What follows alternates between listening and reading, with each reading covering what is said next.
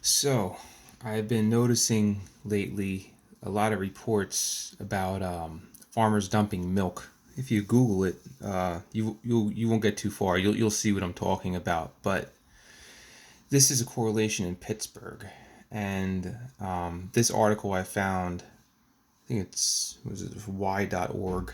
This does a pretty good job of explaining why you're seeing a reduction in milk, but then you see also like the grocery stores are empty, right? And basically what it says is right here, right? There's some plants process milk for grocery stores, yada yada.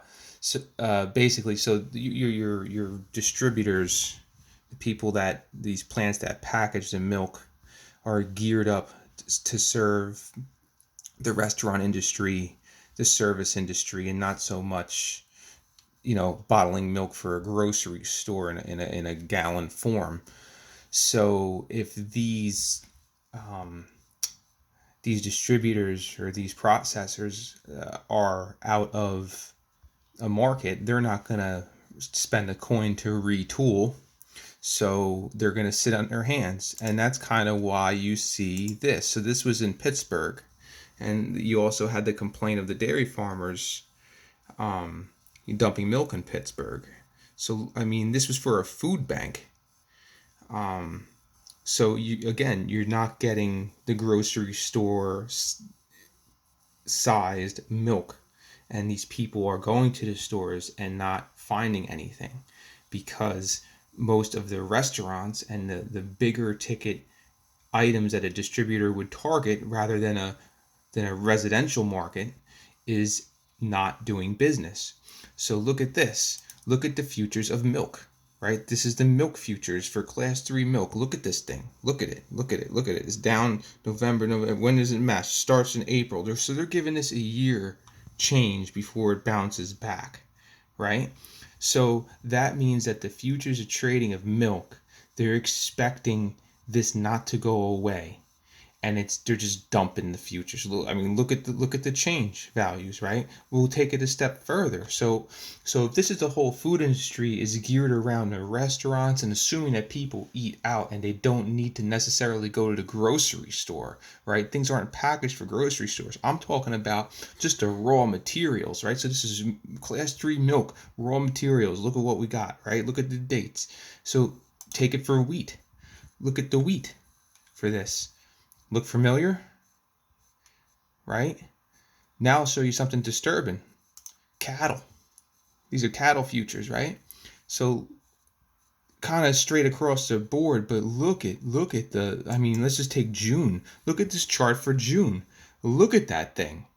What's that look like? The bond index? So we're in a big pickle here. I don't think anybody sees this yet, but we're not going to have food. We're not going to have grocery store distribution center type of food for a long time because most of our food industry is geared towards export or geared towards the restaurant industry or large scale delivery just in time methods. So you're not going to see the individual pack stuff coming to your grocer anytime soon based on what I'm seeing here. Because I mean, let's just take let's be optimistic. Let's look at August. See what I'm saying? All right, and I mean, you could pick that's cattle. Right here is wheat. I'm sure wheat won't look too bad. Let's look at this one. This one's 2 foot two. Let's look at that. Yeah, it's not so bad, but it's still volatile. Uh, so I don't know. I'm getting you're gonna see this. You're gonna be seeing this because your grocery store is gonna be empty. And even if we kick this thing, even if we kick this virus, this isn't gonna go away. I mean, where do you think about where we get our produce from, right? Do you think any Mexicans are picking any produce in the farms right now? I don't think so. Um, there's a lot of things we take for granted by how our food gets to us and how it's viewed as as a commodity and not a necessity.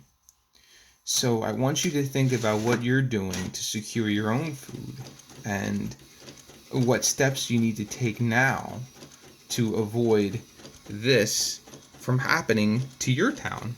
Because I think if, and this is Pittsburgh, I mean, Jesus, we're gonna have to. The government's way too slow to react, and they're gonna start rationing this stuff if this keeps continuing. So, think about it. Think about what I have to say. Leave your comments below. Thanks, guys.